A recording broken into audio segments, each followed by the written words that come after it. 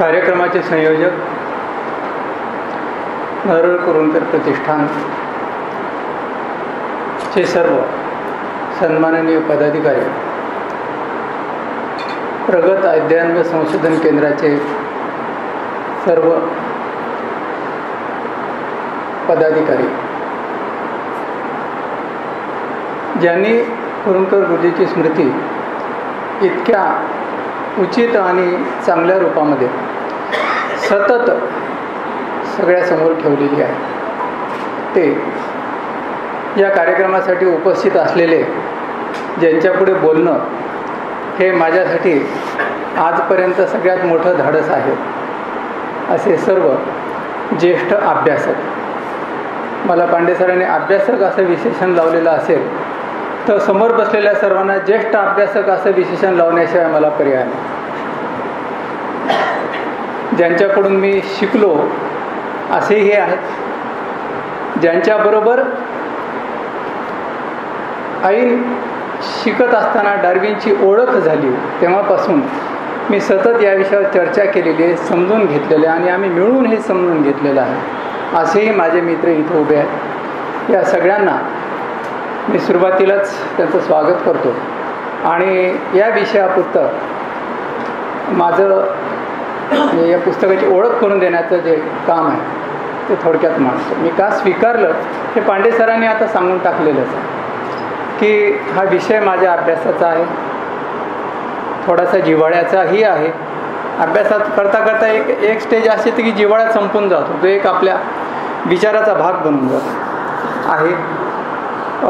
कधीतरी त्याचं भाषांतर करण्याचा मी प्रयत्न केला होता या पुस्तकाचा, आणि कुरुंदकर गुरुजींनी जेव्हा भेट घालून दिली त्यावेळेस तर्कतीर्थाने नवल व्यक्त केलं होतं की सरासरी कोणी ह्या पुस्तकाचं भाषांतर करण्यास तयार होत नाही, कारण की भाषा अतिशय किचकट आहे.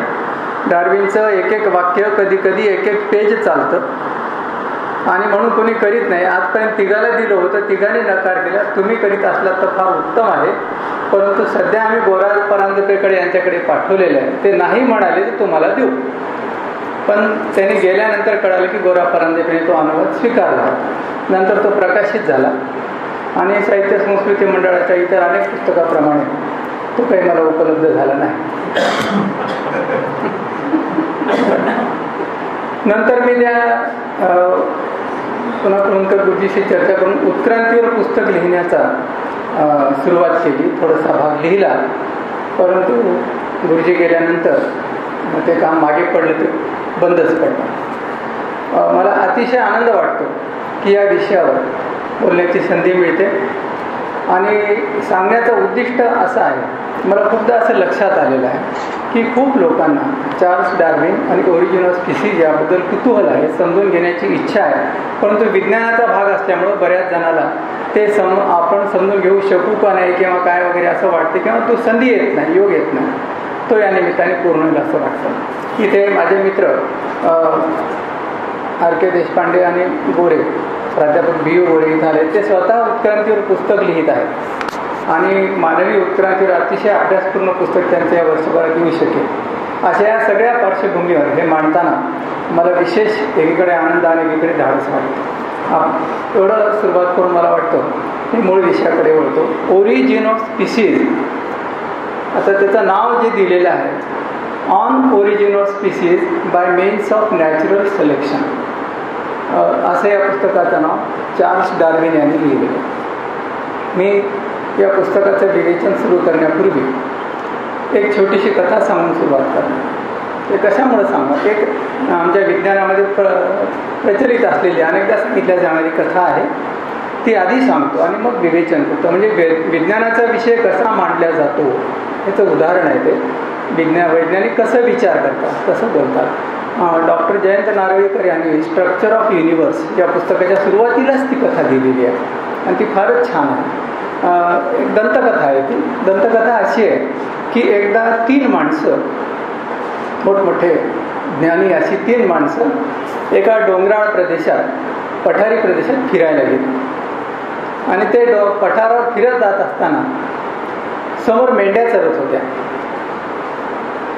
त्या चरणाऱ्या मेंढ्या, अति साधी माणसं वेगळी आणि तज्ज्ञ आणि अभ्यासक वेगळे.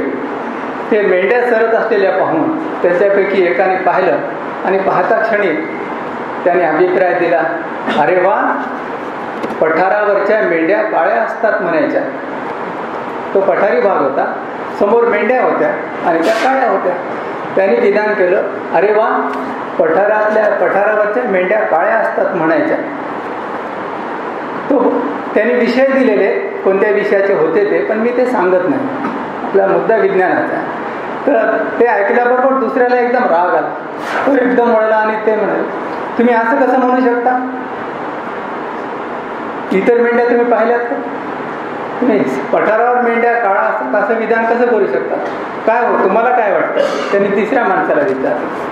तो वैज्ञानिक होता. त्यांनी काय उत्तर दिलं? त्याचं उत्तर होतं, मला माहीत नाही, मला एवढं कळतं की सध्या आपल्या पुढे असलेल्या या मेंढ्यांची आपल्याकडची बाजू काळी आहे.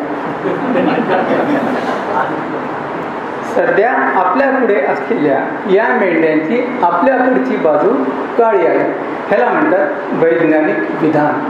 अशा वैज्ञानिक विधानाचं उत्कृष्ट उदाहरण पानोन पान भरलेलं चार्ल्स डार्विनचं ओरिजिन ऑफ स्पीशीज आहे.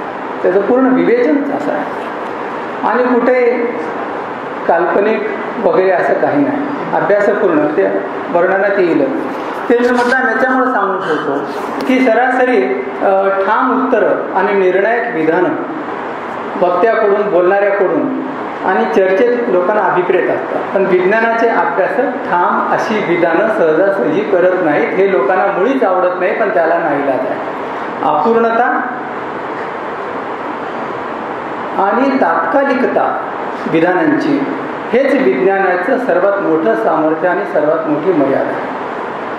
कोणताही वैज्ञानिक मला अमुक एक विषयाचं पूर्ण कळलेलं आहे असं म्हणू शकत नाही.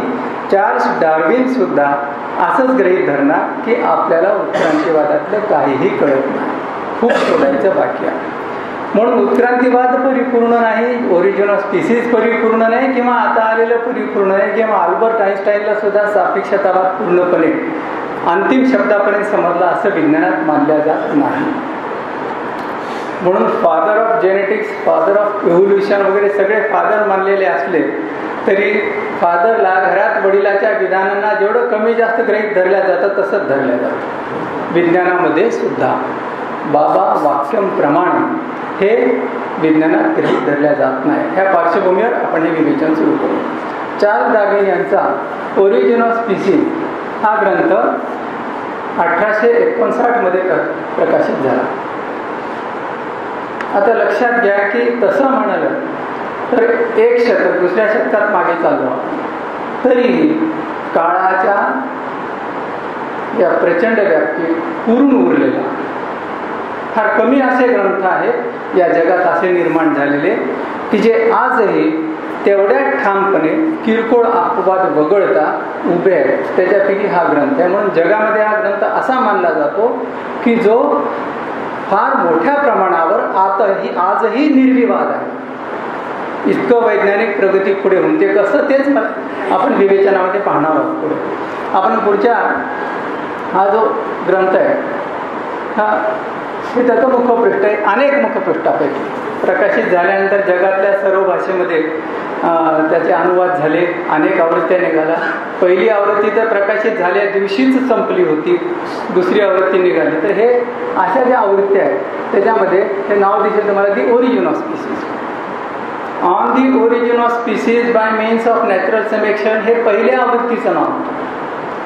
त्याच्यानंतर 6व्या आवृत्तीला by means of natural selection गेलं आणि पुढे चालून ऑन पण गेलं.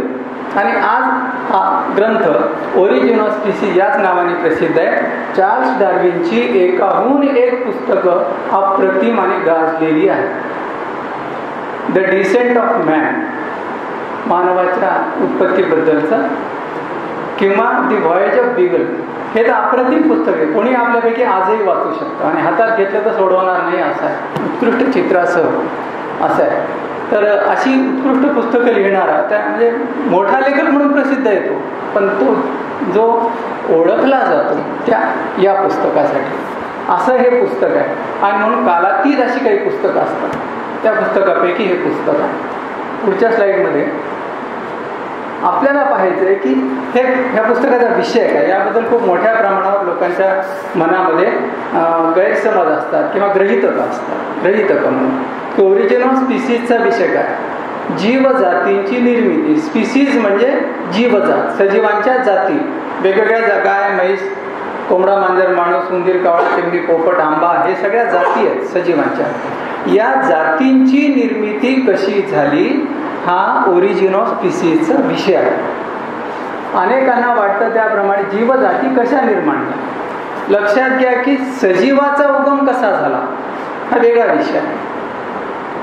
पहिला सजीव कसा निर्माण झाला हा पूर्णपणे वेगळा विषय आहे. आणि जाती कशा निर्माण झाल्या वेगवेगळ्या हा विषय ओरिजिन ऑफ स्पीसीजचा आहे. स्पीसीज ही जी कल्पना आहे म्हणजे प्रत्येक सजीव हे सजीव समूहामध्ये आढळतात आणि सजीवांचा असा समूह जो प्रजननरित्या इतर सजीवांपासून वेगळा पडलेला असतो. गुणधर्म तर वेगळे वेगळे असतातच सगळ्या सजीवाचे, पण एक प्राणी दुसऱ्या प्राण्यापेक्षा एक जात वेगळी जी पडते ते मुख्य याच्यावर आज गृहीत धरल्या जातं की त्यांचा, आपण आज या भाषेत बोलतो की त्यांचा अनुवंश अगदी 100 खूप सारखा आहे. पण त्याच्याऐवजी वैज्ञानिक साध्या उदाहरणात असं सांगता येईल की यांच्यामध्ये प्रजनन होऊ शकतं आपापसात, ते सगळ्या एका जातीचे सजीव.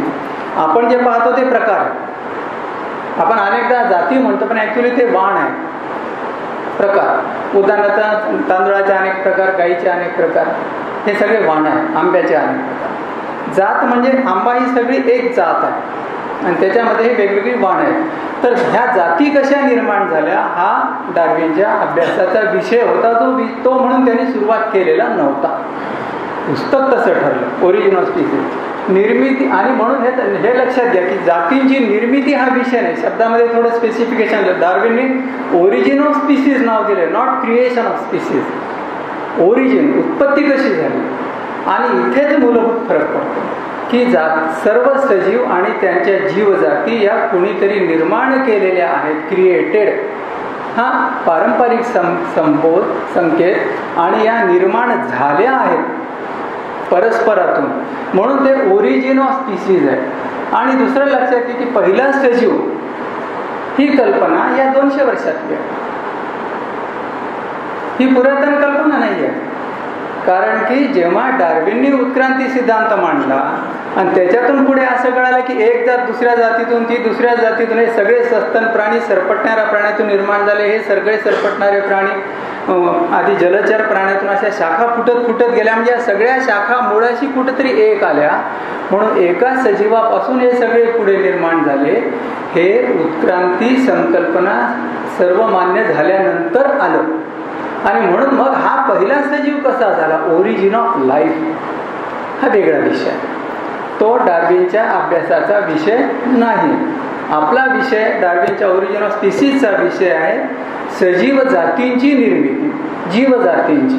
मी जातींची असा शब्द वापरतो, तो ती जीवजात असा शब्द आहे. याच्यामुळे हे वेगळं करावं लागतं, कारण की जीवजात ही पूर्णपणे एक शुद्ध वैज्ञानिक संकल्पना आहे. मुळात ती वैज्ञानिक मानल्या जात नव्हती, पण पुढे ती अनुवंशशास्त्राच्या अभ्यासाने सिद्ध झालं की जीवजात हे एक अनुवंशिकरित्या सिद्ध झालेलं सजीवांचं एकक आहे, एक युनिट आहे किंवा एक प्रकार आहे निश्चित असा झालेला. तर हा मूळ फरक पहिला लक्षात घेतला पाहिजे की ओरिजिन ऑफ स्पीसीजचा विषय वेगवेगळ्या जाती कशा निर्माण झाल्या हा बरं का विषय होऊ शकला. आणि म्हणजे तो येत आला डार्विनकडे. मुळात आपल्याकडे सगळ्या विषयांची उत्तरं ग्रहित होती जगात सगळ्या ह्याच्यामध्ये. आपण पुढच्या स्लाईडमध्ये बघू की पारंपरिक या विषयावरचा स्लाईड विचार काय होता जीवजातींच्या निर्मितीबद्दल. पारंपरिक विचाराने ह्याच्यातला भेद लक्षात आला म्हणजे ते स्पष्ट होईल. पारंपरिक विचार जे कोणत्याही देशात, कोणत्याही समूहात, कोणत्याही धर्मात, कोणत्याही परंपरेमध्ये होते, त्या सर्वांमध्ये एक गृहीतक होतं की कोणत्या तरी महान आदिशक्तीने कुठेतरी भूतकाळात केव्हा तरी या सगळ्या जीवजाती निर्माण केल्या.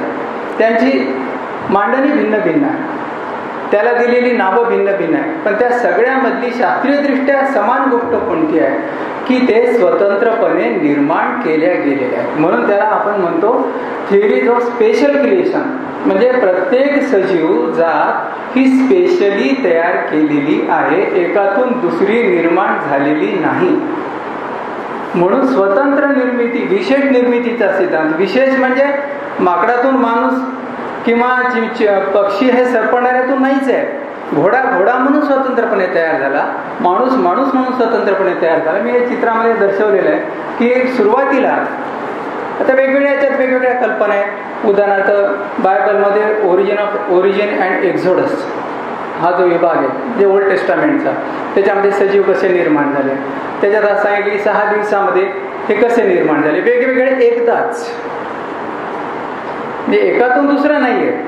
जे निर्माण होताना हे सगळे वेगवेगळे निर्माण झालेले आहेत. पण पहिला मासा निर्माण झाला की त्याच्यापासून पुढे मासेच तयार होत राहिले, घोडा तयार झाला की त्याच्यापासून घोडेच तयार होत राहिले, असं हा वंश पुढे चालत राहिला. हे आहे स्वतंत्र. म्हणून या सगळ्यांना म्हणतात स्वतंत्र निर्मिती. याच्या अगदी भिन्न गोष्ट उत्क्रांती आहे. उदाहरणार्थ आपल्याकडे कसं तयार झालं, आपलं जर उदाहरण घेतलं एक नमुना म्हणून, तर गृहीतक असं गेले की या सगळ्यांची निर्मिती पंचमहाभूत मिसळून तयार झाली. हे जे अनेक सिद्धांत आहेत भारतातले, त्याच्यापैकी एक नमुना घेऊ आपण. एक असं मानलं की पंचमहाभूताचं मिश्रण करून हे तयार झालेले आहे. आणि या पंचमहाभूतापैकी एकेका तत्वाचं कमी जास्त प्रमाण वेगवेगळे सजीव निर्माण झाले. उदाहरणार्थ जलतत्वाचं प्रमाण खूप जास्त झालं आणि त्याच्यापासून मी तेच घेतले 5 उदाहरणं. मासा तयार झाला, पण पृथ्वी आप, तेज, वायू, आकाशपैकी हा पद्धत. त्याच्यानंतर वायू तत्वाचं प्रमाण जास्त झालं आणि घोडा तयार झाला. पृथ्वी तत्वाचं प्रमाण जास्त होऊन त्याच्यापासून हत्ती तयार झाला आणि तेज तत्वाचं प्रमाण जास्त आहे, मानव तयार झाला. आता काय गृहीत धरावं लागतं आपल्याला या सिद्धांतात, किंवा त्यांचं जे पर्सेंटेज आहे त्याप्रमाणे जाती आता जलचरातले वेगळे, त्यातलं पाण्याचं प्रमाण 1%, 2%, 3% कमी जास्त होत झालेले आहेत. हे सगळे सिद्धांत म्हणून जुने, किंवा जुने म्हणण्यापेक्षा पुरातन काळापासून चालत आलेले हे पारंपरिक सिद्धांत एक गृहीत धरतात की सर्व सजीव हे स्वतंत्रपणे निर्माण झालेले आहेत. इतक्या साध्या गोष्टीने केवढा मोठा फरक पडतो बघा. जर सजीव स्वतंत्रपणे निर्माण झालेले असं आहे म्हटलं की काही गोष्टी निश्चित होतात. आपण पुढच्या स्लाइडमध्ये ते बघू. त्यात समान सूत्र काय, त्यांचे अन्वयार्थ काय होतात बघा. एक गोष्ट अशी आहे की सर्व जीवजातींची निर्मिती विशेषरित्या झालेली आहे.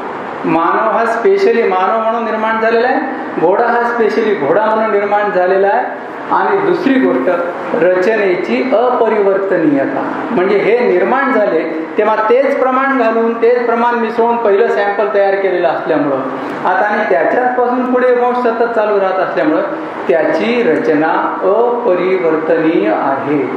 म्हणजे माणसाची रचना बदलू शकत नाही, घोड्याची रचना बदलू शकत नाही, आंब्याच्या झाडाची रचना त्याला तशीच पानं राहणार. प्रत्येक सजीवाची रचना ही अपरिवर्तनीय आहे, ह्या महत्वाचा आपोआप निष्कर्ष निघतो. दुसरं असं गृहीत धरलं, त्यांनी सगळं असं गृहीत धरलेले जुन्या सगळ्या सिद्धांतात की मर्यादित काळात झालं. उदाहरणार्थ बायबलमध्ये तर 6 दिवसात सगळं विश्व 6 दिवसात निर्माण, त्याची तर तारीख पण आहे 6000 वर्षापूर्वीची.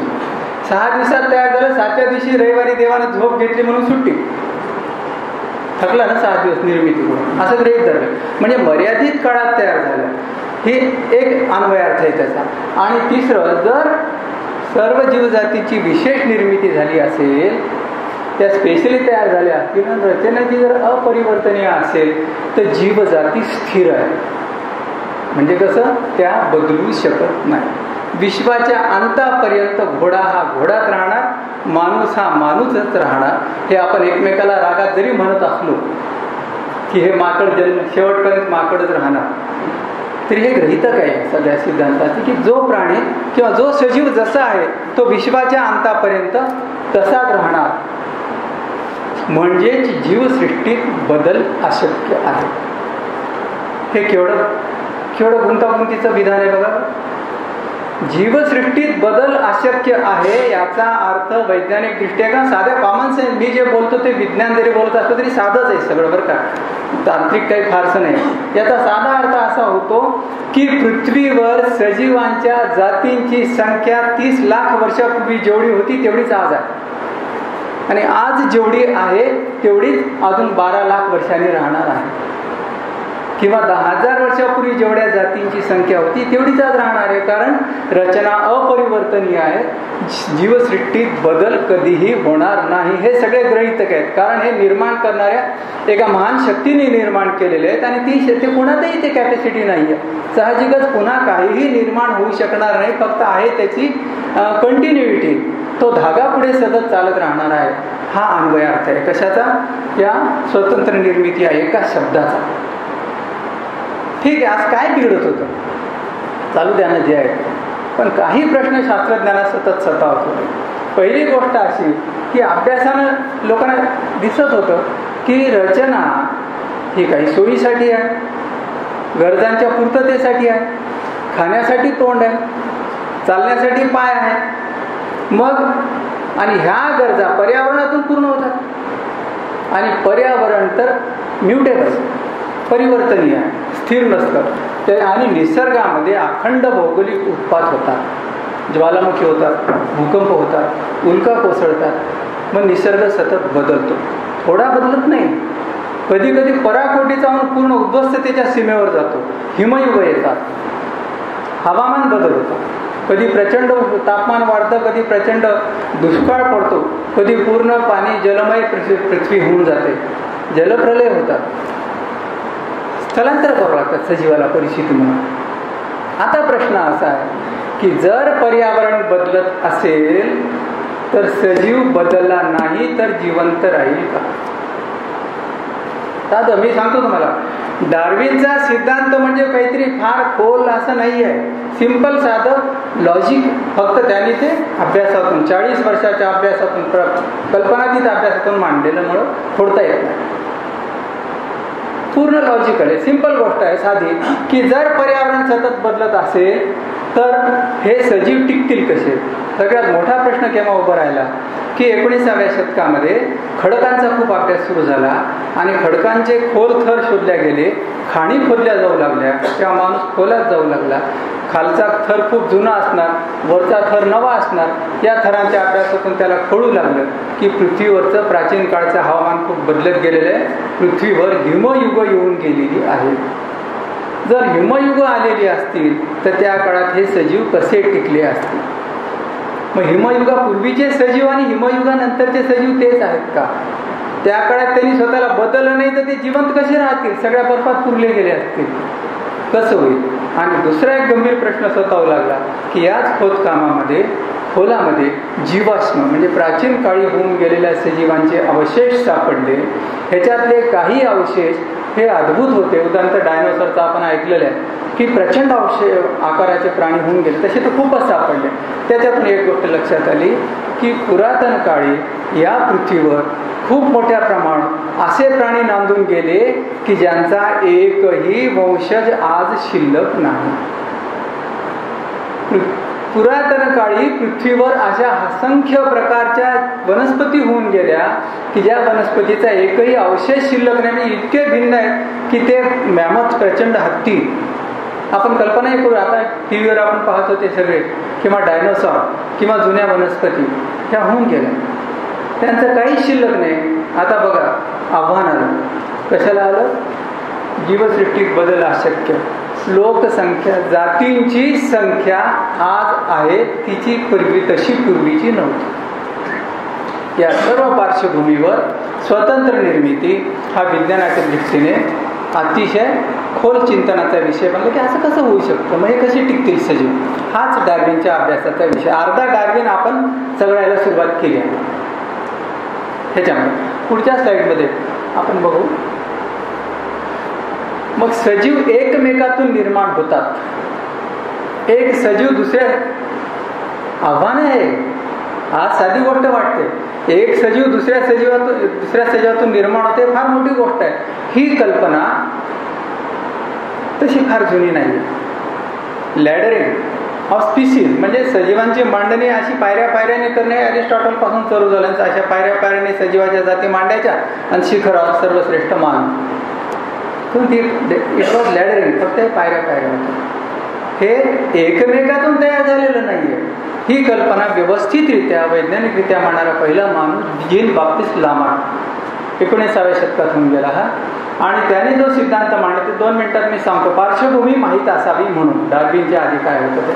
त्याने असा सिद्धांत मांडला की उत्क्रांती कल्पनेचा उद्गाता म्हणताय. त्यांनी मांडलं की एकातून दुसरा सजीव निर्माणच होतो. त्यानं दिलेलं उदाहरण सदोष होतं वगैरे सगळं ठीक आहे. साधं प्रसिद्ध असं माहिती आता सगळ्यांना माहीत झालेलं. त्यांनी कल्पना सांगितली कसं असणार की पूर्वी हरणं होते, ते हरणं गवत खात होते. पुढे जाऊन दुष्काळ पडला, दुष्काळामुळे झाडाची पानं उंच गेली, मग हरणांना खाताही नाही गेलं. मग ते मान उंच करून खाऊ लागले, मग अजून झाडं उंच गेले, मग अजून मान उंच करून खाऊ लागले. होता होता खूप मोठा दुष्काळ पडला. त्या दुष्काळामध्ये सतत हरणांना मान उंच करून खावं लागल्यामुळे त्यांची मान उंच झाली. अशा प्रकारे हरिणापासून जिराफाची निर्मिती झाली असावी. पहिलं लॉजिकल ऑब्झर्वेशनल असं इंटरप्रिटेशन त्याने मांडलं.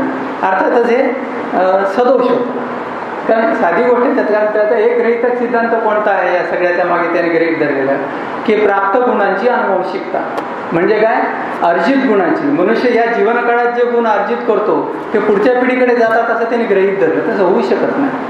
म्हणजे मी जर माझी मान खूप सतत वाढवली किंवा हा हात खूप व्यायाम केला तर माझ्या नातवंडाचा हात नाही मजबूत होणार, मी जन्मभरात एखादं काम केल्यामुळे. हे म्हणजे आपले अर्जित गुण मुलामध्ये जात नाही. वाईजमन नावाचा जर्मन शास्त्रज्ञ प्रसिद्ध, त्याने हे थोड्या शास्त्रज्ञ काय काय काय काय करतात ते गमत उदाहरण सांगतात. वाईजमनने उंदराच्या शेपट्या पिढ्याने पिढ्या कातरल्या, पुढची पिढी बिन शेपटीची जन्मती काय पाहायला. आणि मग पुराव्याने सिद्ध केलं की प्राप्त गुणांची अनुवंशिकता हे खरं नाही. तर पण लॅमार्कला एक श्रेय झालं. त्याने हे मांडलं की एका सजीवातून दुसरे सजीव कोणत्या ना कोणत्या मेकॅनिझमने निर्माण होऊ शकतील. हे लॅमार्कचं फार महत्त्वाचं कॉन्ट्रीब्युशन. म्हणून लॅमार्क हा जीन बाप्टिस्ट लामार्क हा धर्मगुरू होता. योगायोगाची गोष्ट अशी आहे की उत्क्रांतीतले मांडणारे सिद्धांत, तिन्ही महत्त्वाचे कॉन्ट्रीब्युटर्स, योगदान देणारे माणसं, 3 मोठे धर्मगुरू. एक जीन बाप्टिस्ट लामार्क आहे, अनुवंशशास्त्राचा जनक जोहान ग्रेगर मेंडेल हा एका चर्चचा प्रमुखच होता. आणि तिसरं खुद्द डार्विन क्राइस्ट कॉलेजचं शिक्षण घेतलेलं आहे चार्ल्स डार्विनने. तर हे सगळे माणसं अशा प्रकारे या क्षेत्रातून आले, पण त्यांनी हा विचार मांडला की असं होऊ शकेल. त्या पार्श्वभूमीवर डार्विनचं काम सुरू झालं. पुढचे आपण स्लाईड बघू. डार्विनचा जन्म 1809चा 12 फेब्रुवारीचा. आपल्या व्याख्यानमालेमध्ये ते भाषण झालं त्याच्या दुसऱ्या दिवशी डार्विनचा वाढदिवस होता. एक चांगला योगायोग म्हणजे. तर 12 फेब्रुवारी 1809 आणि 18 एप्रिल 1882 रोजी त्याचा मृत्यू झाला. 71 वर्षाच्या त्याच्या पूर्ण जीवनक्रमाच्या अवस्था याच्यात दर्शवलेल्या आहेत, वेगवेगळे फोटो. ते मी याच्यामुळे घेतले की 7व्या वर्षी डार्विनला निरीक्षणाची गोडी लागली, निसर्ग निरीक्षणाची. आणि हे जगात घडलेली वेगळी गोष्ट अशी होती की या पोराला 7व्या वर्षापासून निसर्ग निरीक्षणाचं कल्पनातीत वेळ होतं. 24 तास, कीटकापासून ते वेगवेगळ्या प्राण्यापर्यंत. म्हणून डार्विनचा मला असं वाटतं की त्याचा अभ्यास जो आहे 1931ला सुरू झाला नाही, तो 7व्या वर्षी सुरू झाला. तेवढ्या अभ्यासाची पार्श्वभूमी त्याला निरीक्षणाची होती. आता ह्या डार्विनचं पुढच्या काय झालं, हा मुळात इंग्लंडमध्ये जन्म झाला. त्याचे वडील इरॅस्मस डार्विन, त्याचे आजोबा महान तत्त्वज्ञ, त्याचे वडील डॉक्टर. त्याच्या वडिलांची इच्छा होती की आपल्या पण मुलांना डॉक्टर व्हावं. त्याला कॉलेजमध्ये घातले. ह्या मुलाचं आधीपासून असे रेग्युलर शिक्षणात फारसं लक्ष नव्हतं. वर्गात तासात बाहेर पाहणे, प्राणी, कीटक, पक्षी याच्यातच सतत गुंग. मेडिकल कॉलेजला घातलं, नीट शिक्षण घेतलं नाही. शेवटी कॉलेजच्या लोकांनी सांगितलं की त्याला कशाला आमच्याकडे अडकवता. वडिलांनी त्याचा कल पाहून त्याला 8वा नंबर होता 12 मुलामध्ये त्याचा. मग त्याला बाहेर काढलं आणि त्याला क्राइस्ट कॉलेजमध्ये घातलं. मुक्त अभ्यासाला संधी मिळाली. डार्विन तिथून BA झाला विथ ऑनर्स. आणि हे झालं तेव्हा 1931मध्ये मोठी संधी चालू. त्या काळात काय झालं, कॉलेजमध्ये शिकताना लंडनमध्ये इंग्लंड लिनियन सोसायटी नावाची एक संस्था आहे, संशोधन संस्था, जी निसर्गाचा अभ्यास करणारी एक महत्त्वपूर्ण संस्था आहे. त्या संस्थेच्या लोकांच्या डार्विन संपर्कात आला आणि त्याच्या निरीक्षणाला शास्त्रीय आधार मिळाला आणि प्रचंड प्रमाणावर त्याने माहिती गोळा केली होती. आणि त्याचा संपर्क लील, रॉबर्ट ली म्हणजे फार मोठे भूगर्भ खडकशास्त्रज्ञ, भूगर्भ जीवाश्म संशोधक, त्यांच्याशी संपर्क आला. या संपर्कातून त्याची दिशा विचारांची बदलत गेली. इंटरॅक्शन खूप वाढली, ज्ञान खूप झालं. त्यावेळेस काय झालं की एक जहाज प्रवासाला निघालं. HMS बीगल नावाचं एक जहाज आहे. पुढच्या स्लाईडमध्ये पाहू आपण. HMS बीगल नावाचं एक जहाज लंडन प्रवासाला निघालं. हे जहाज 2 वर्ष फिरणार होतं आणि दुर्गम ठिकाणाला भेटी देणार होतं. अशी ठिकाणं की जिथं कुणीही पाऊल ठेवलेलं नाही. आणि त्या काळात अशा अभ्यासाला निघालेल्या जहाजावर एक नॅचरलिस्ट लागायचा. निसर्गाने असा म्हणजे एक डॉक्टर, एक त्याच्यामध्ये एक नॅचरलिस्ट घेऊन जा, एक भूगोलतज्ञ वगैरे घेतले. तर त्याने हे तरुण नॅचरलिस्टची शिफारस त्याला केली की एक घटना लीलने याची शिफारस करणे ऐन तारुण्यात त्याच्या 31 म्हणजे 1931 म्हणजे 22 वर्ष वय शिफारस करणे, हीच घटना जीवशास्त्राला निर्णायक वळण देणारी ठरते. आणि याने ती स्वीकारली. 2 वर्षाचे वडील तयार नव्हते, परंतु 2 वर्षापुरतं पण टिकलं. आणि मग या जहाजाने प्रवास केला. या जहाजाचा प्रवास ही एक जगातली वैशिष्ट्यपूर्ण अशी गोष्ट आहे. पुढच्या स्लाईडमध्ये आपण बघू. जहाज 2 वर्षासाठी निघालं. प्रत्यक्ष त्यांनी 5 वर्ष प्रवास केला आणि खरोखर पृथ्वी प्रदक्षिणा घातली. हे इथून जहाज निघालं, तुम्हाला दिसतं. तिथून ते आलं दक्षिण अमेरिकेच्या पूर्व टोकाला. असं मेगेलॅनच्या समुद्रधुनीतून पॅसिफिक महासागरातून वळसा घालून 6 वर्षांनी पूर्ण पृथ्वीला फिरून फेऱ्या घालून आलं. पण इतर प्रदक्षिणा घालण्यात याच्यात फरक होता. तो हा की यांनी अतिशय दुर्गम ठिकाणाला भेटी दिल्या जिथं कुणीही कधीही पाऊल ठेवलं नव्हतं. आणि यामुळे डार्विनला अद्भुत अशा प्राण्यांच्या, पक्ष्यांच्या, सजीवांच्या निरीक्षणाची, भौगोलिक निरीक्षणाची फार मोठी संधी मिळाली. तो जहाजावरचा त्याचे फिट्झरॉय नावाचे कॅप्टन होते, ते चिडून जायचे. ते स्वतः मोठे अभ्यास, हे पोरगा म्हणजे पागल माणूस आहे. जहाज भरलेले जायचे प्राण्यांचे, पक्ष्यांचे याचे नमुने आणून. वाटेस्टे एखादा स्टॉप लागला की तिथून सगळे जायचे लंडनला, नमुने पाठवून द्यायचं. पेटारे भरून जायचे. दगडाचे, खडकाचे, प्राण्यांचे, शंख, शिंपले, किडे, मासोळ्या, प्राणी, माकडं, माणसं सगळं लंडनला पाठवत राहायचा आणि प्रत्येक ठिकाणी हा जाऊन अतिशय सूक्ष्म निरीक्षण करायचा. ह्या प्रवासाचं अतिशय सुंदर पुस्तक व्हॉयेज ऑफ बीगल हे अप्रतिम चित्रासह असलेलं पुस्तक आहे. पण डार्विनला ही संधी मिळाली की जे कोणीच पाहिलं नाही, ते पाहण्याची संधी मिळाली. म्हणून डार्विन यांनी कुणीच केलं नाही ते काम करू शकलं. या प्रवासामध्ये हा जो भाग आहे इथे या ठिकाणी काही अशी बेटे आहेत की जे बेटं ज्वालामुखीने भरलेली आहेत, जागृत ज्वालामुखी. अशा ठिकाणी तो गेला आणि तिथं कोणी जात नव्हतं ते ठिकाणं त्याने पाहिले. झाडांचे आकार पाहिले. एका ठिकाणी डार्विनच्या ह्याच्यात असं वर्णन आहे की सगळे, साधी गोष्ट आहे, सगळे झाडं एका विशिष्ट दिशेने वाकलेले आहेत, एकूण एक झाड. त्यांनी त्याचं फोटो रेखाटन दिलेलं. त्याने निष्कर्ष काढला की इथे वर्षातून 8 महिने या दिशेने वारे वाहतात, म्हणून झाडांचे आकार असे होते. छोट्या छोट्या गोष्टीतून तो शिकत गेला. आणि या प्रवासात डार्विन आला इथे गॅलापागोस बेटे इथे अमेरिकेच्या पश्चिम किनाऱ्यात. गॅलापागोस म्हणजे मोठी अस्वल, हे मोठी कासव. गॅला म्हणजे मोठे, या बेटांचा समूह आहे. त्या बेटांवर मोठ्या मोठ्या जातींची अस्वलं आढळतात. तिथं डार्विनला काही निरीक्षणाची संधी मिळाली. त्या बेटावर कुणीही पाऊल ठेवलेला नव्हता, कधी ठेवलेलं नव्हतं. आणि डार्विनने जाऊन अभ्यास करून आल्यानंतरही तिथं फार कमी लोक अजून गेलेले आहेत. या शतकापर्यंत 1950 पर्यंत तिथं लोक गेलेले नाही, खूप कमी वावर आहे. त्या गॅलापागोस बेटावर कासवांचा आणि इतर प्राण्यांचा अभ्यास करताना त्याला खूप अद्भुत असे नमुने पाहायला मिळाले. पुढची स्लाईड आपण बघू. हे गॅलापागोस बेटावरचे प्रचंड कासव आहे. आणि जर कासवं अशी असतील, आता लक्षात घ्या ही बेटं किनाऱ्यापासून दूर आहे. एक गोष्ट उघड आहे की कधीतरी हे त्याला जोडलेलं असेल ही बेटं, आणि हे प्राणी इकडे आले असतील. पक्षी प्राणी कसे आले एवढ्याला मुख्य भूमीवरून, अमेरिकेच्या. इथं आल्यानंतर त्यांना इकडे तिकडे कुठं जाता आलं नाही, म्हणून तिथे जे काही त्या सजीवात बदल झालेत ते तिथल्या तिथंच झालेले असणार. म्हणजे डार्विन हे म्हणू लागला की इथं राहणाऱ्या सजीवावर काही संकट आलं तर त्याला पळून जाण्याची संधी नाही. त्याला एकच उपाय, स्वतःला बदलणे किंवा नष्ट होणे. गॅलापागोस बेटाने ही दिशा दिली त्याच्या विचारांनी. सजीवाला एक तर बदलावं लागेल, नाही तर नामशेष व्हावं लागेल. ही अस्वल टिकून राहिली याचा अर्थ त्यांनी कासवं टिकली म्हणजे त्यांनी स्वतःला बदललं. पण त्याला खरं जे विचार प्रवर्तक केलं ते पुढच्या साईडमध्ये बघू. गॅलापागोस बेटावर पक्ष्यांच्या जाती आहेत अनेक, त्याच्यापैकी फिंच चिमणीसारखा पक्षी आहे. त्या पक्ष्यांचा अभ्यास डार्विनने फार केला.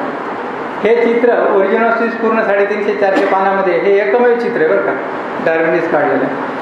पक्ष्याचे 4 जाती आहेत, त्यांच्या चोंची वेगळ्या वेगळ्या आहेत आणि त्यांच्या चोंची आहार सवयीनुसार कशा बदलतात याचा डार्विनने अभ्यास केला. आणि म्हणजे त्यांनी पाहिलं की याच्यात प्रकार पडत आहेत आणि बरोबर चोंचीचे आकार बदलत आहेत.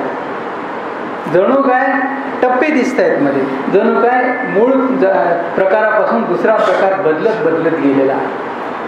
आणि म्हणून हे जे फिंच आहे ज्याच्या अभ्यासाच्या आधारे त्याने आपला सिद्धांत विकसित केला, सुरुवात केली, ते डार्विन फिंच म्हणून प्रसिद्ध आहे. त्याने फार मोठी भूमिका आजच्या या शतकात गेल्या 25 वर्षात निभावलेली आहे. आपण उद्याच्या व्याख्यानामध्ये ते मी सांगणार आहे तुम्हाला की डार्विनने सांगितलेली उत्क्रांती याची देही याची डोळा पाहायला मिळाली लोकांना गेल्या 20 वर्षामध्ये. तर ते यांनी घडून आणलेलं आहे या फिंच पक्ष्यांच्या बाबतीमध्ये.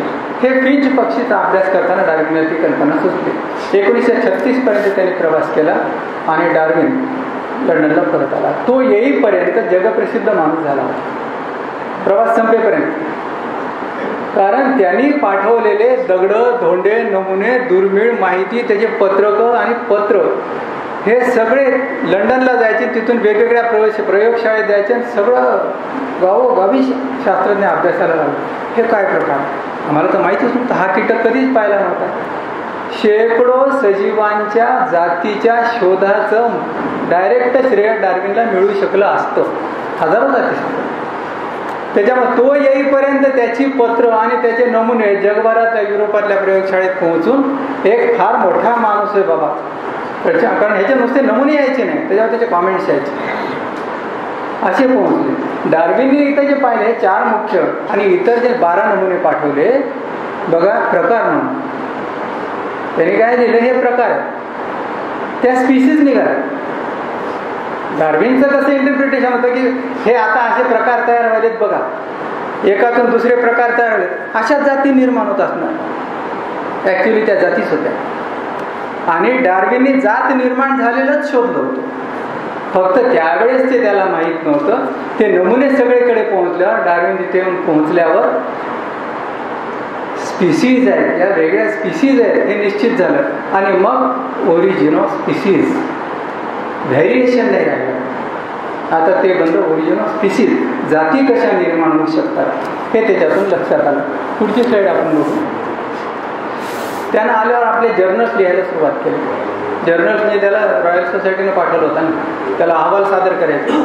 दुसऱ्या जर्नलमध्ये हे पान आहे, हे प्रसिद्ध डार्विनची पहिली लिखित नोंद उत्क्रांती प्रक्रियेची आहे.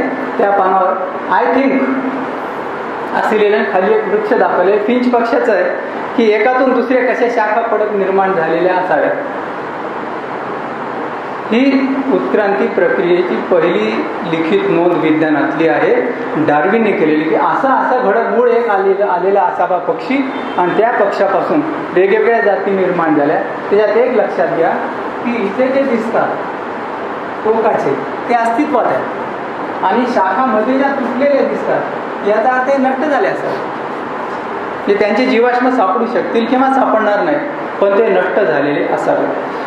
ही पहिली नोंद. पुढे मग डार्विनने काय केलं, परंतु नेक्स्ट स्लाइड.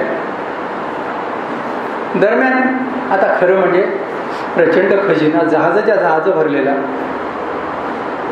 5 वर्षाचा जगात कुणी न केलेला प्रवास, तुम्ही चित्र पाहाल आश्चर्याने थक्क व्हाल असे. न पाहिलेले माणसं पाहिले डार्विनने, पशुसारखी गुहेत जगणारे माणसं पाहिले. हे आपण काहीच पाहिलेलं नसतं म्हणून बसल्या जागी आपण ठाम असतो आपल्यामध्ये. डार्विनने तिथं जाऊन जनावरासारखा पशुसारखा गुहेत जगणाऱ्या माणसांच्या जमाती पाहिल्यावर त्याच्या डोक्यात दुसरी काय कल्पना येऊ शकेल सांगा. ह्याच्यातूनच बदलत आलेला असणार माणूस, अशी कल्पना आली. ते सगळं हातात होतं रेडीमेड. खरं म्हणजे दुसरा कोणी असता तरी आता बकळ झालं. सबमिट करा बरं लवकरात पुस्तक प्रकाशनाला पाठवून द्या म्हणून. 36 मध्ये 37 मध्ये डार्विनच्या हातात माल्थसचा सिद्धांत पडला. त्याचं पॉप्युलेशन ते वाचलं आणि लोकसंख्या वाढीची महत्वाची भूमिका त्याच्या लक्षात आली.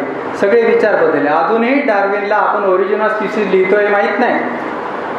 माल्थसचा सिद्धांत वाचला की त्याच्या विचारांना दिशा मिळाली की अरे लोकसंख्या वाढली तर असं होईल, मग असं होईल. आकार येऊ लागला त्याच्या विचारांना. त्यांनी पुस्तक लिहिलं नाही, लिखाणाला सुरुवात केली नाही. 1938 मध्ये डार्विनने अधिकृत व्यवस्थित विचार सुरू केला आणि दरम्यान त्याने हे आपलं पहिलं पुस्तक प्रकाशित केलं, दी व्हॉयेज ऑफ डिवाइन. त्याच्यामध्ये तो दुर्मिळ प्रवास करणं लोकांना मिळालं आणि लोक आश्चर्याने थक्क झाले. ह्या प्रवास वर्णनातून लोक ह्याच्यात सुद्धा निरीक्षण खूप सूक्ष्म आहे, अतिशय बारकाईने आणि छोट्या गोष्टी नोंदवलेल्या आहेत. हे पुस्तक तरी डार्विन इतर आणलेले असंख्य नमुने होते, त्याच्यावर तो अभ्यास करतो. तो प्रत्येक प्राण्याचं विच्छेदन विश्लेषण करून, आहार सवयी पाहून, जुन्या नोंदी काढून, तिथं वातावरण कसं होतं, बिळात राहत होता का, वारे कोणीकडून वाहत होते, असा सगळा अभ्यास करून प्रत्येक प्राण्याच्या शरीर रचनेचा पर्यावरणाशी असणारा संबंध, त्याच्या आहार सवयी काय ह्या सगळ्याचा अभ्यास करीत होता आणि त्याचे छोटे प्रबंध आणि लेख प्रकाशित केले. कीटकावर त्याचं खूपच काम झालं. त्याचा पुस्तक अजून आकाराला आलेलं आहे. शेवटी 1845च्या सुमारास त्याच्या विचारांना निश्चित आकार आला की आपल्याला जाती कशा निर्माण होतात हे सांगता येईल. पण डार्विनने पुस्तक लिहायला सुरुवात केली. तो म्हणला ही साधी गोष्ट आहे का, जातींची निर्मिती पुरावे पाहिजे. असा प्रचंड अभ्यास त्यांनी 1838 ते 1856 केला. 18 वर्ष सलग अभ्यास, रात्रंदिवस. लंडनजवळ डाऊन इथं राहायला गेला, सतत आजारी असायचा. कारण डार्विनला या दुर्गम बेटात कुठेतरी नको पाणी पिलं त्याने, दूषित पाणी. त्याचे जे आजार जडले ते त्याला जन्मभर तुरले. त्यामुळे तो शांत ठिकाणी जाऊन अभ्यास करीत बसला होता. ते लिहिणे आणि प्रकाशनाला पाठवणे हे काम त्याचं निवांत चालू असताना एक विशेष अशी घटना घडली याच्या, आणि त्याची सतत लील यांच्याशी चर्चा व्हायची. दुसरे T.H. हक्सले नावाचे संशोधक होते, त्यांच्याशी चर्चा व्हायची. तो आपली विधानं, आपले हायपोथेसिस, आपल्या कल्पना पडताळून बघायचा. कशाशी? जीवाश्मशास्त्राशी.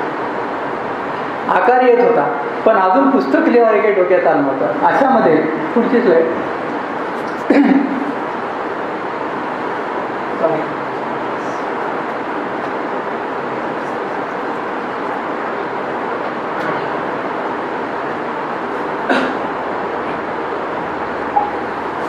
1856 मध्ये विशेष घटना घडली. डार्विनला एक पत्र लिपा, त्याच्या थिसिस लिहिलेला छोटा एक प्रबंध होता, एसे होता, जीवजातींची निर्मिती जीवनाच्या झगड्यातून कशी होते. लिहिणाऱ्या माणसाचं नाव होतं A.R. वॅलेस. हे पण संशोधक होते. यांनी पण 6 महिन्याचा प्रवास केला होता आणि यांना पण जवळपास डार्विनची समांतरच कल्पना सुचल्या होत्या. आणि त्यांना माहीत होतं की डार्विन या विषयावर अभ्यास करतायत गेली 30 वर्ष आणि त्यांचा एक सिद्धांत तयार होतो.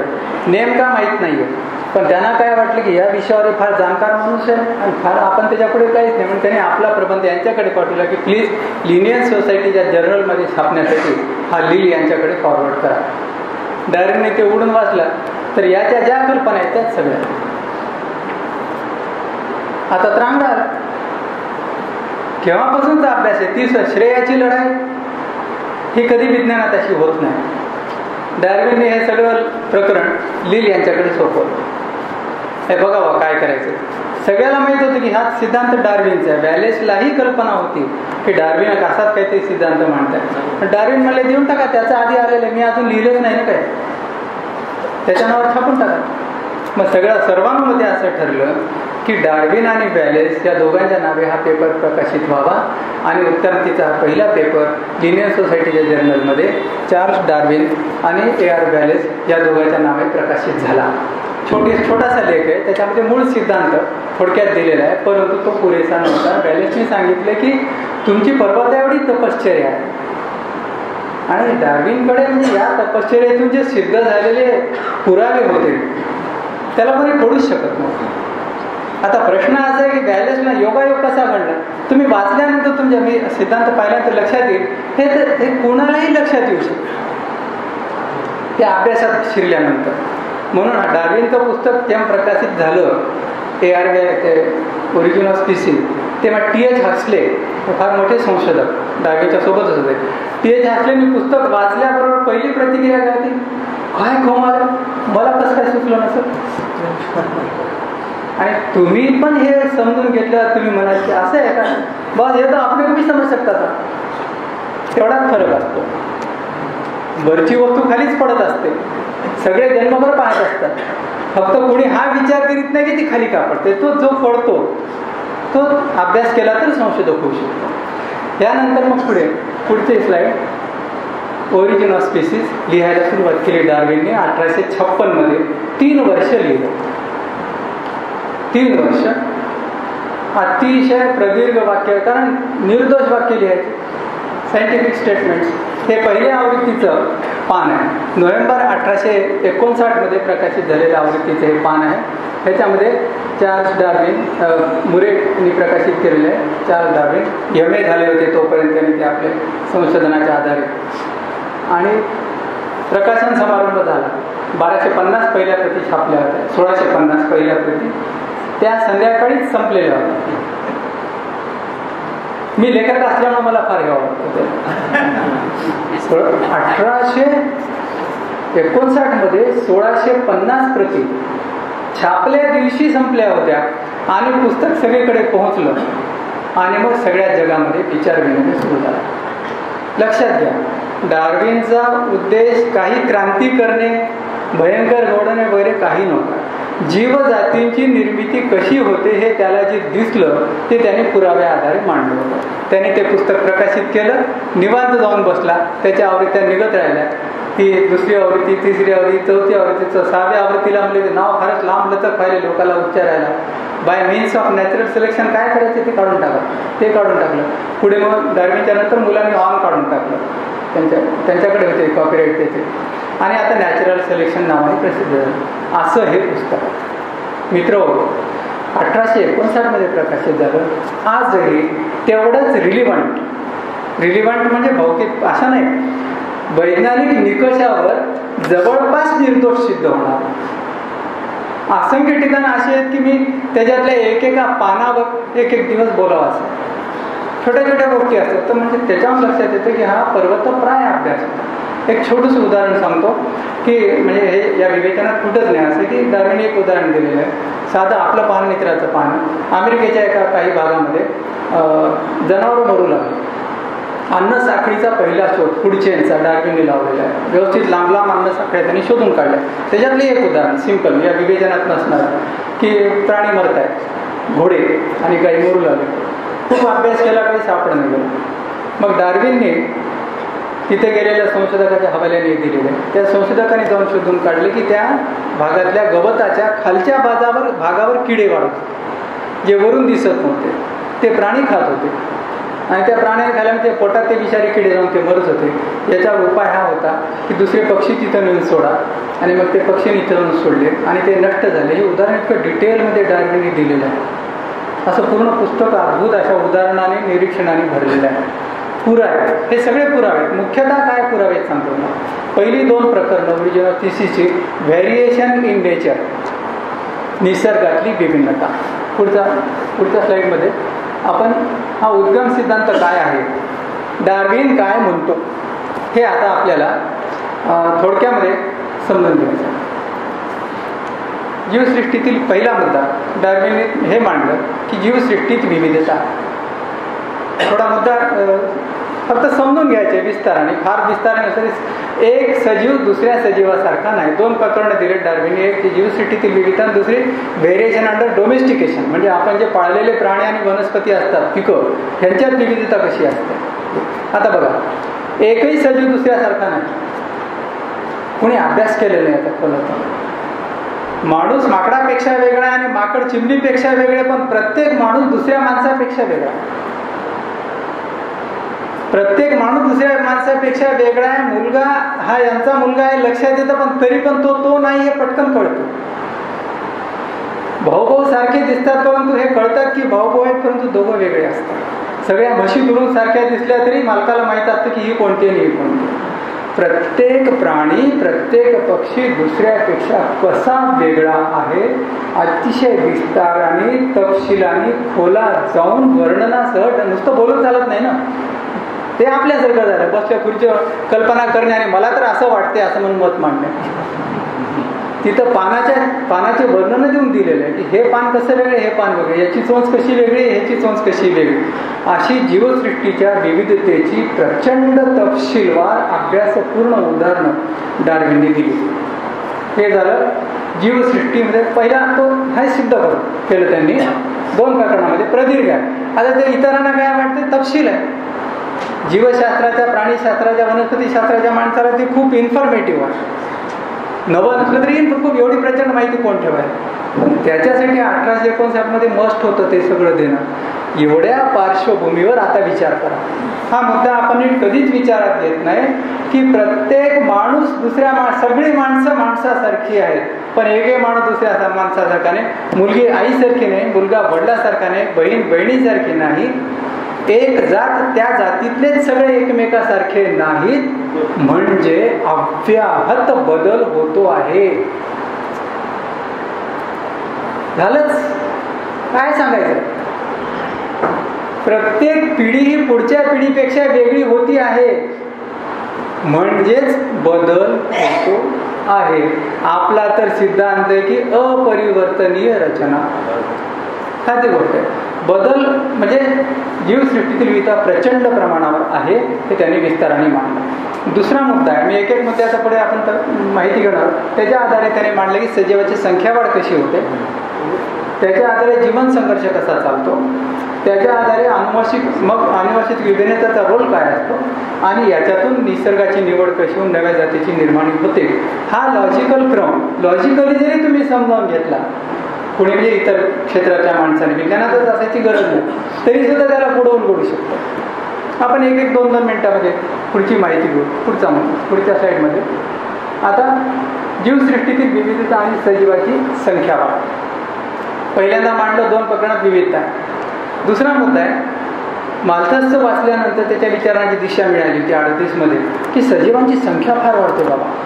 माल्थस तिथे माणसाच्या संख्येसाठी मांडलं. त्यांनी सांगितलं की प्रचंड वेगाने वाढतं. त्याची उदाहरणं दिली डार्विनने, तपशिलाने गणिती आकडेमोड करून अभ्यास करून खूप उदाहरणं दिली.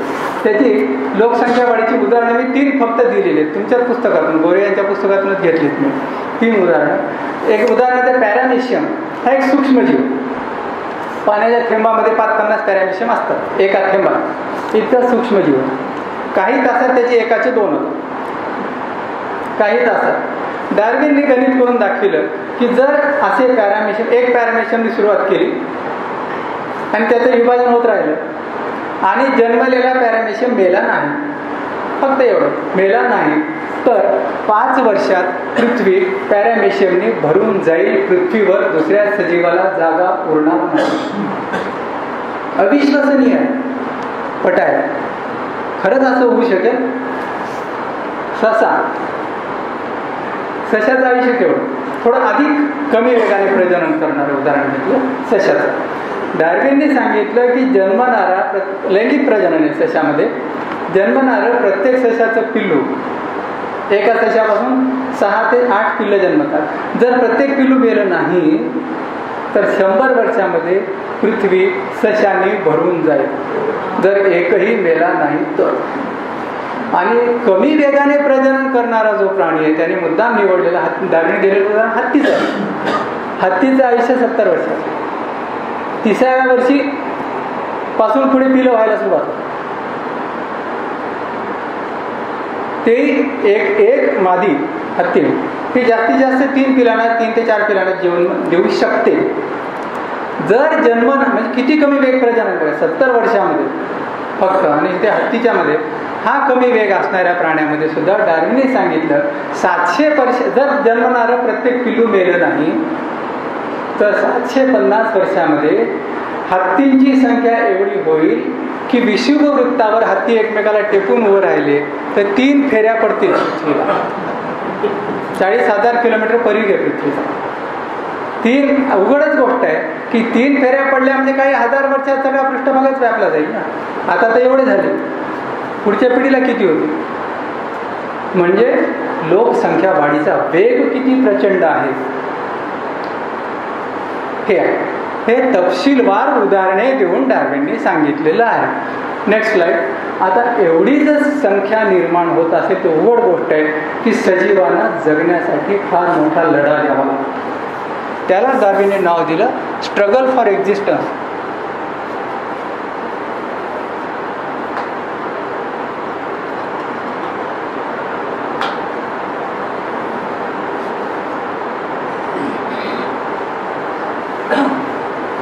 स्ट्रगल फॉर एक्झिस्टन्स म्हणजे अस्तित्वासाठीचा लढा, जीवन संघर्ष. आपण किती कॉमन शब्द वापरतो. त्याची भीषणता आता तुमच्या लक्षात येऊ शकेल की प्रत्येक सजीवाला संघर्ष द्यावाच लागतो. तो साधा नसतो, तो जीवनमरणाचा असतो. कोणाशी द्यावा लागतो? एक निसर्गाशी आणि दुसरा आपापसा. का द्यावा लागतो? कारण की सजीवाच्या गरजा आणि प्रेरणा, अन्न आणि निवारा, प्रजनन, ह्या 2. प्रेरणा आपण दीर्घकाळ जगणे आणि आपला वंश पृथ्वीच्या पाठीवर विस्तार. आपण दीर्घकाळ जगण्याचाच प्रेरणेचं विस्तारित स्वरूप प्रजनन. मी नाही राहिलो तरी माझा एक अंश या पृथ्वीवर शिल्लक राहावा. मूळ प्रेरणा अस्तित्व प्रेरणा. तर ही अस्तित्व प्रेरणा प्रजननात रूपांतरित होते. मग हे व्हायसाठी त्याला निसर्गातून गरजाची पूर्तता कुठून होणार? ही पर्यावरणातून होणार.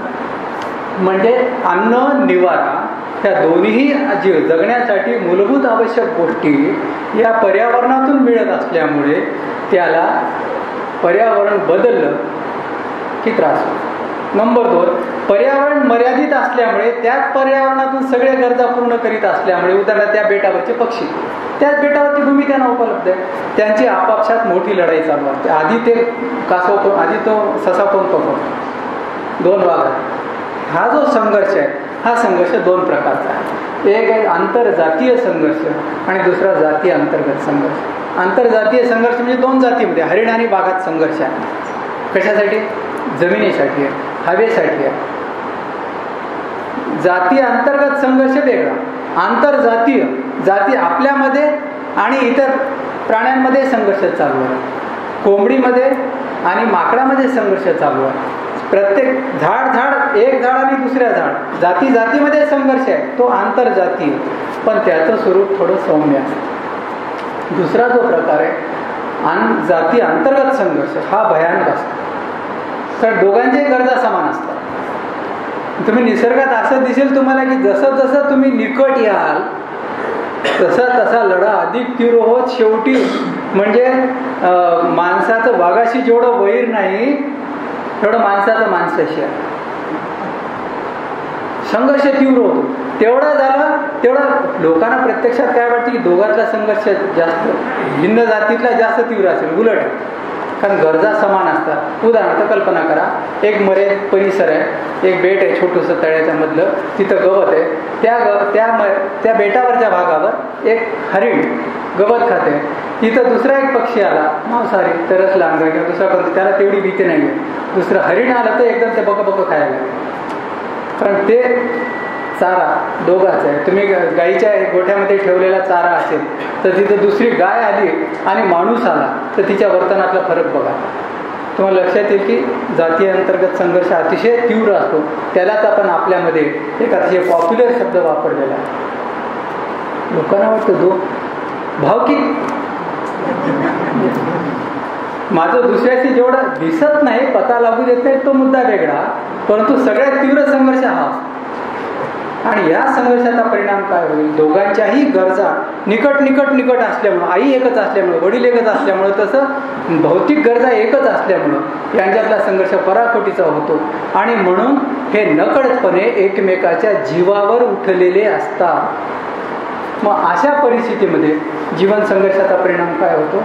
पराकोटीचा विनाश. किती विनाश होतो निसर्गात?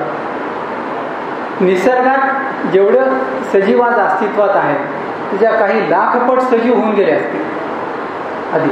इतका विनाश आहे. तुम्हाला 1-2 उदाहरणं सांगतो फक्त, की एक बेडूक मादी एका सीझनमध्ये 4000 अंडी घालते. त्याच्या विविध असतात, ते डिंबक होतात, टॅडपोल होतात, अशा वेगवेगळ्या अवस्थातून बाहेर पडतात. ते बेडूक 50च्या आत असतात. म्हणजे 3950 पिलं नष्ट होतात. हे बेडकातलं उदाहरण आहे. ऑयस्टर मासा ऑयस्टर शिंपला लाखोमध्ये अंडी घालतो. सामन मासा करोडोमध्ये अंडी घालतो. आता सामन माशाचं हे निर्माण होतात, त्याचा विनाश प्रचंड होतो, बाष्पीभवन होतं. एवढा विनाश प्रचंड आहे की त्याच्यामुळे संघर्षाची तीव्रता याच्यावर लक्षात येईल किती भीषण संघर्ष आहे. अशा परिस्थितीत एक जाती अंतर्गत संघर्ष आहे, तो अतिशय तीव्र आहे. कारण त्याच ऑक्सिजनसाठी, त्याच पाण्यासाठी, त्याच अन्नासाठी निकट बाजूचं आपल्या जातीचा सजीव आपल्याशी स्पर्धा करतोय. अशा परिस्थितीत जर पर्यावरणात बदल झाला तर, या परिस्थितीत जर दुष्काळ पडला तर, या परिस्थितीत सगळं हे थंडगार हिमाने आच्छादून गेलं तर, जर परिवर्तनाची निकड निर्माण होते. त्याच भूप्रदेशात राहणाऱ्या एका जातीच्या सजीवाचा विचार करा. फिंच पक्षी आहेत. हे फिंच पक्षी हे छोट्या छोट्या बिया खाणार आहेत, कारण चोच छोटी आहे, ते छोट्याच बिया गिळू शकतात. अशा परिस्थितीमध्ये दुष्काळ पडल्यामुळे काही कारणामुळं जर लहान बिया असणारे झाडं वाढूच शकले नाही, फक्त मोठ्या बिया असणारे झाडच शिल्लक राहिले, तर कोणते पक्षी शिल्लक राहतील? जे मोठ्या बिया गिळू शकतील तेच शिल्लक राहतील. म्हणजे स्वतःत बदल करणं ही अस्तित्वाची गरज नव्हे, निकड आहे. सजीवाला स्वतःच्या रचनेत बदल करणं अपरिहार्य आहे, नाहीतर तो जिवंत राहणार नाही. कारण पर्यावरण अव्याहत बदलणार आहे. इथे एल-निनो येतात, इथं दुष्काळ येतात, इथं महापूर येतात, प्रचंड ऊन पडतं, वणवे पेटतात, ज्वालामुखीचे उद्रेक होतात, पूर्ण पृथ्वी हलते, भूकंप होतो, नद्या मार्ग बदलतात, बेटं तुटून बाजूला जातात. या पार्श्वभूमीवर परिवर्तन असल्याशिवाय सजीवाची जात टिकू शकणारे नष्ट होणे. म्हणून आपल्याला डायनोसॉर सारख्या प्राण्याचे अवशेष सापडले. जे बदलू शकले नाही ते नष्ट होणार. हे तर डार्विनचा सिद्धांत आहे. पुढच्या स्लाइडमध्ये आपण बघू. इथपर्यंत छान येते सगळं. आता डार्विन सांगतो अशा परिस्थितीमध्ये सजीवाला बदलावं लागतो. पण आता बदल लक्षात घ्या. लॅमार्कने हेच सांगितलं, पण त्याचा बदल कसा आहे त्या सजीवात. डार्विनने सांगितलं अनुवंशिक विभिन्नता आहे. डार्विनने काय मार्क केलं मुद्दा लक्षात घ्या. इथं थोडंसा म्हणजे समजून घ्यायचं आहे की डार्विनचा बदल कुठं झाला, डार्विनच्या सिद्धांतात कोणता बदल झाला, तो हा मुद्दा आहे. डार्विनने सांगितलं की प्रत्येक सजीव सतत बदलतं. ह्या कपाळाचा आकार अव्यात माकडापासून आपल्या पिढीपर्यंत दरवेळी थोडा बदलत गेलेला. हे नाक आत होतं ते हळूहळू वरत गेले. चेहऱ्यावरचे केस कमी जे काही बदल असतील ते हळूहळू होत गेले. दर पिढीत होत जातो. म्हणजे दर पिढीत आनुवंशिक विभिन्नता होत जाते. त्याच्यापैकी जी विभिन्नता फायदेशीर असेल त्याचा जास्त फायदा होईल. ज्या सजीवात झालेला बर्फ फायदेशीर नसेल त्याचं नुकसान होईल. साधी गोष्ट आहे. आधी आनुवंशिक विभिन्नता होते. सजीवात हळूहळू पण अव्याहत बदल होत असतो. ह्याच्यात अव्याहत बद्दल वाद नाही, हळूहळू बदल होतो. तर हा बदल ह्याच्यापैकी बदलत्या पर्यावरणाच्या संदर्भात बदललेले गुण निर्णायक ठरतात. समजा सजीवामध्ये ती चोच मोठी आकार होऊ लागले असतील तर त्या चिमण्या जास्त जगण्याची शक्यता आहे.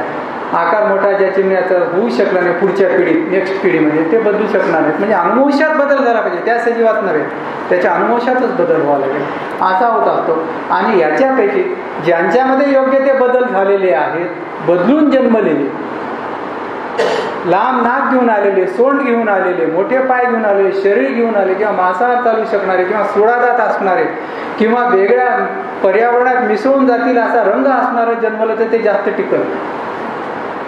म्हणजे बदल झालेल्यापैकी ज्यांच्यामधला बदल चांगला राहील ते टिकतील. निवडल कोण? कोणी जगायचं आणि कोण निवडायचं, कोणी मरायचं? निसर्ग निवडतो. आणि हा निवडणारा जो आहे तो निसर्ग, दॅट इज कोण जगतो? फिट आहे तो जगतो. सर्वायवल ऑफ द फिटेस्ट हा शब्द हर्बर्ट स्पेन्सरने आणला. हा डार्विनचा शब्द नाही. हर्बर्ट त्यांनी नॅचरल सिलेक्शन सुद्धा वापरला, स्पेन्सरने वापरला सर्वायवल ऑफ द फिटेस्ट. त्याने त्याला इकडं लागू केले समाजशास्त्रात, तो उद्याचा विषय.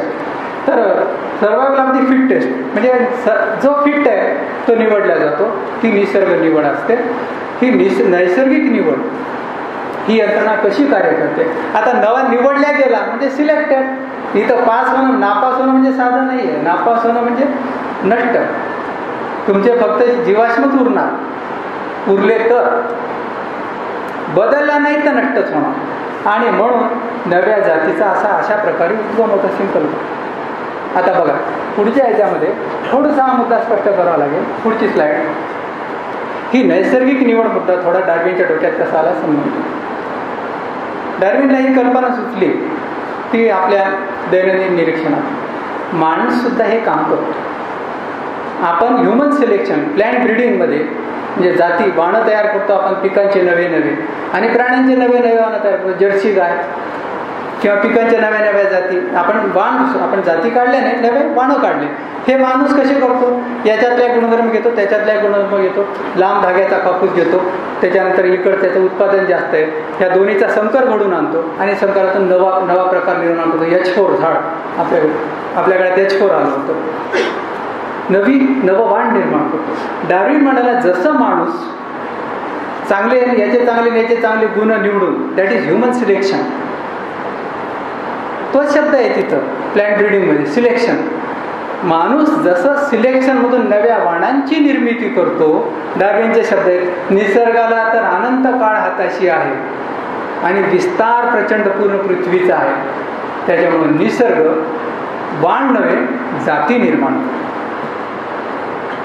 ज्या प्रकारे माणूस योग्य ते गुण निवडून या परिस्थिती, माणसाला जे पाहिजे ते माणूस निवडतो, निसर्ग त्याला जे पाहिजे ते, निसर्गाला त्याला ते पाहिजे म्हणजे कोणतं? जे त्या निसर्गात जगण्यासारखं आहे ते. त्याच्यामुळं निसर्गातील व्यापक संधी आणि अमर्याद वेळ आहे आणि त्याच्यामुळं नव्या जातीची निर्मिती नैसर्गिक निवडीद्वारे होते. ही नैसर्गिक निवड प्रक्रिया लक्षात घ्या. म्हणजे निवडणारा कोण आहे? निसर्ग. म्हणजे ही सगळी अल्टिमेट उत्क्रांतीची अंतिम दिशा दिग्दर्शन कोण करतं? नैसर्गिक निवड ही यंत्रणा करते. ही कुठं अस्तित्वात असते? निसर्गात. जात निवडतंय कोण? नैसर्गिक निवड. ती निवडते. जसं आपण इकडे निवडतो तसं. आता हे नैसर्गिक निवड मांडलं की पुन्हा कन्फ्युजन होऊ लागलं. म्हणजे तेच तर म्हणतो ना आम्ही कोणत्या याला. पण डार्विन अतिशय ऑब्जेक्टिव्ह विचार करणार. तर शास्त्रीय विवेचनाचं उत्कृष्ट उदाहरण म्हणजे त्याने याचं केलेलं स्पष्टीकरण. डार्विनच्या स्पष्टीकरणात दिले, नैसर्गिक निवड ही सजीव प्रकार निरपेक्ष असते. म्हणजे सजीव प्रकाराला विशेष फेवर करीत नाही. हे जरा मऊस असा बिचारा गरीब प्राणी, याला जरा जास्त संधी द्या, हे लई बदमाश आहे, ह्याला होऊ द्या नष्ट, असा भेद निसर्ग करीत नाही. हा मानव प्राणी आहे, ह्याला जरा जगू द्या, हे दुष्ट, हे ह्या प्राण्याचा. निसर्ग कोणत्याही जातीला विशेष फेवर करीत नाही, कोणत्याही जातीला विशेष अनफेवर करीत नाही, विशेष कृपा कोणावरही नसते. फक्त एकच, त्या परिस्थितीनुसार जो असेल, फिट असेल तो जगतो. Survival of the fittest, not strongest. काही जणांनी याचं इंटरप्रिटेशन मराठी तर डार्विनने बळी तो कानपिळी असं सांगितलं असं म्हणजे तसं नाही आहे. फिट आहे. अनेकदा स्मॉलेस्टच टिकतात, नॉट द स्ट्रॉंगेस्ट. म्हणून डायनोसॉर नष्ट झाला आणि सरडा उरला. एवढी शांत भागत होतो. सरड्यात एवढी शांत भागतात. डायनोसॉरला एक उल्का पडली. जेव्हा उल्का पडली आणि सगळं धुळीनं भरून गेलं आकाश, काही 100 वर्ष प्रकाश झाला नाही, झाडाला पालखी राहिली, डायनोसॉर नष्ट झाले, छोटे किडे बिचारे जातील. आता शास्त्रज्ञ म्हणतात ना की अणुयुद्ध झालं तर झुरळ शिल्लक राहतील, कारण किरणोत्सर्गाचे ते दडलेले असतील छोटे असल्यामुळे कुठं कुठं सांधी कोपरे. सर्वायवल ऑफ द फिटेस्ट आहे. आणि दुसरं फक्त अस्तित्व सापेक्ष गुणांची निवड होते. अस्तित्वाला पूरक असणारे जे गुण ज्या सजीवामध्ये आहेत तोच सजीव निवडला जातो. मी काहीतरी विज्ञान बोलतोय काय मला सांगा, हे शुद्ध सरळ लॉजिक आहे. फक्त डार्विननी या सगळ्याला निरीक्षणाद्वारे प्राण्यांच्या गुणधर्माच्या उदाहरणासह दीर्घ विश्लेषण दिलेले, म्हणून त्याला किंमत आहे. बसल्या जागी मी असे विचार मांडले असते तर तू तर रोज एक वेगवेगळे विचार मांडतो म्हणले असते लोक. व्हॅलेस नाही, हा डार्विन आहे. आणि सगळ्यात महत्त्वाचं, ही एक शुद्ध भौतिक प्रक्रिया रूपी शक्ती आहे. It's a power, natural power which is a physical या अर्थाने जड नव्हे, भौतिक प्रक्रिया रूपी. म्हणजे कसं, तुम्हाला उदाहरण सांगतो. डार्विनने याला डिफाईन व्याख्या कशी केली.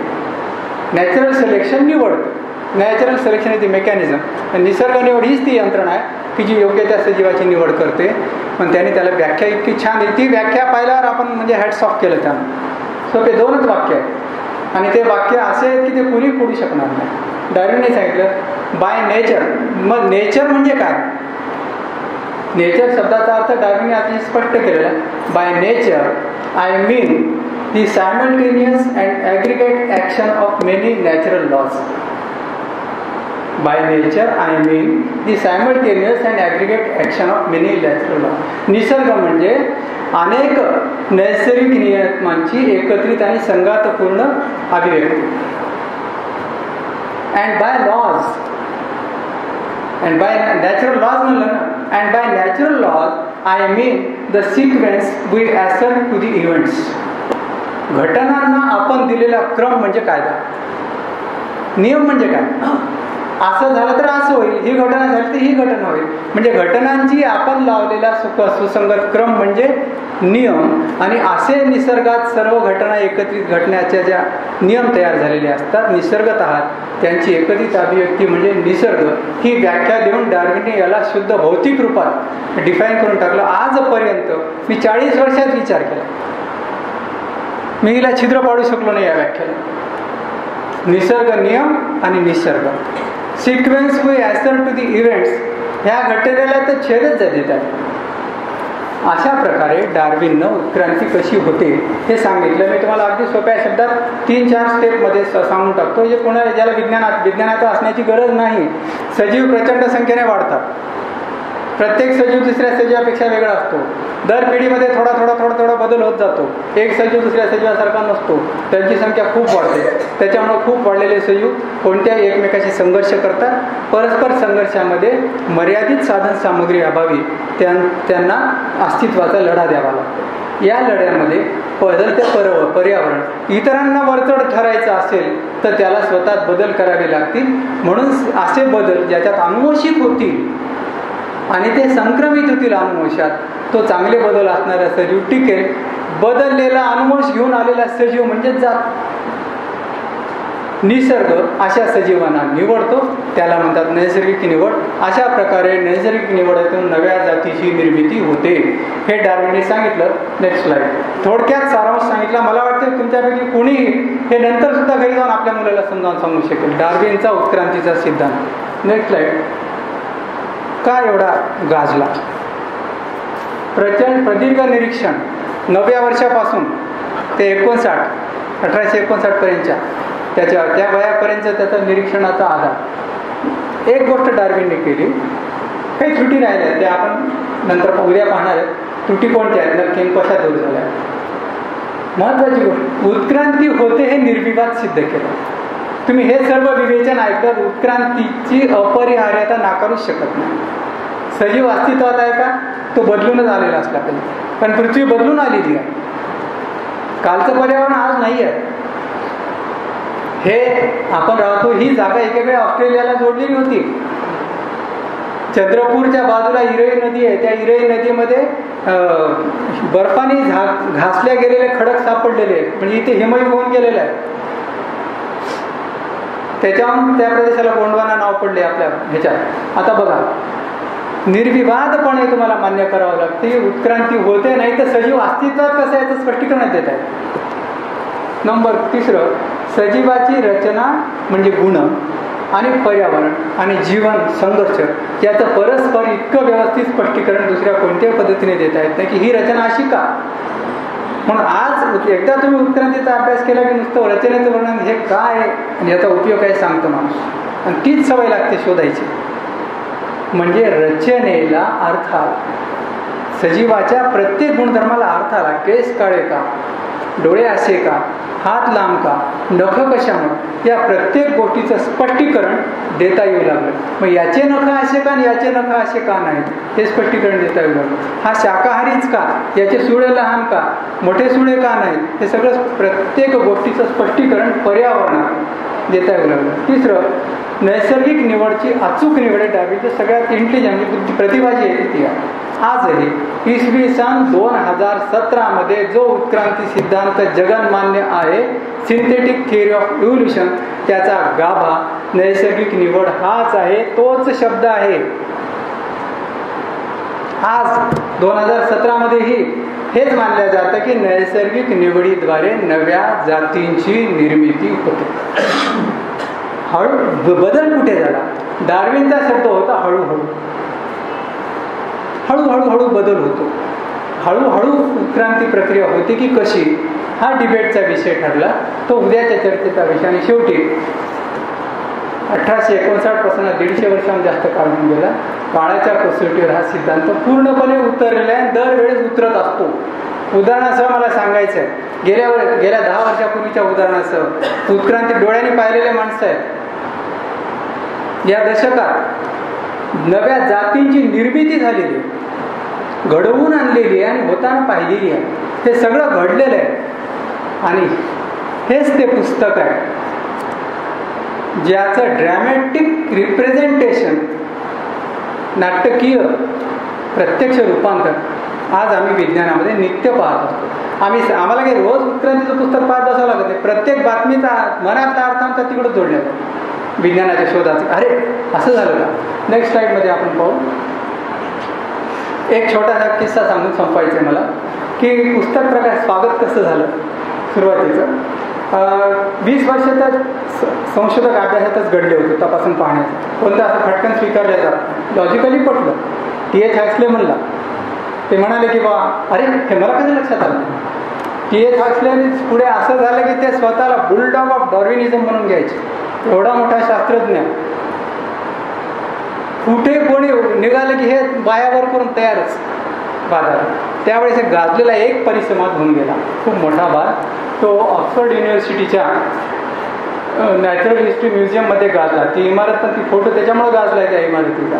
इथं झाला तो प्रसिद्ध भाग, दी 1860 डिबेट असं म्हणून 1860चा परिसंवाद. डार्विनच्या विरुद्ध मताचे त्याला फोडण्यासाठी ऑक्सफर्डचे बिशप सॅम्युअल विल्बरफोर्स हे होते आणि या गटाचं डार्विनिझमचं प्रयत्न खरं काही गरज नव्हती अशा भागात. डार्विन कुठेही गेले, ते आपले डौनला निवांत बसून राहिले. पुस्तक दिलं ना, पाहून घ्या ना. ते बाकीचेच नेहमी अभिनिवेश दुसऱ्यांना जास्त सगळीकडे बघा.